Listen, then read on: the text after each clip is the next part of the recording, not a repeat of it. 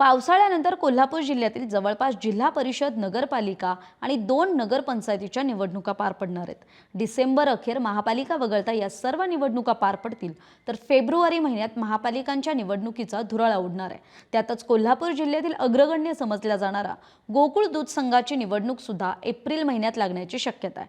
त्यामुळे आत्तापासूनच सत्ताधारी नेत्यांनी रणनीती आखायला सुरुवात केली आहे. गोकुळच्या संचालक मंडळाची मुदत एप्रिल 2026 मध्ये संपते.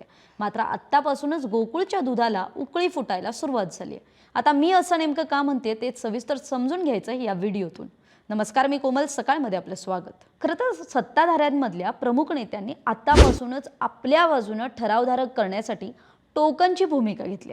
मतदार यादीसाठी संस्था प्रतिनिधीच्या नावानं ठराव करण्याच्या प्रक्रियेस अजून 3 महिन्यांचा कालावधी आहे. सध्या टोकनच्या माध्यमातून जास्तीत जास्त ठराव आपल्याकडे करण्यासाठी चढाओढ दिसत असली तरी निवडणूक पुढे जाण्याची धाकधूक सुद्धा इच्छुकांच्या मनात आहे.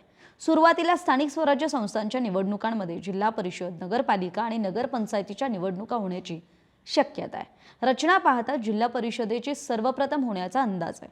ऑक्टोबर आणि नोव्हेंबर महिन्यात दिवाळी असल्यानं महापालिकेच्या निवडणुका या काळात होणं शक्य नाहीये. त्यामुळे नव्या वर्षातच महापालिका निवडणुकीचा बिगुल वाजण्याची शक्यता आहे.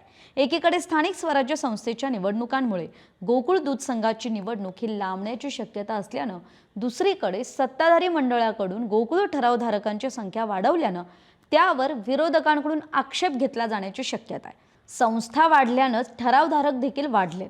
त्यामुळे मतदार यादीवरून विरोधक न्यायालयात आव्हान देण्याची रणनीती सुद्धा आखू शकतात.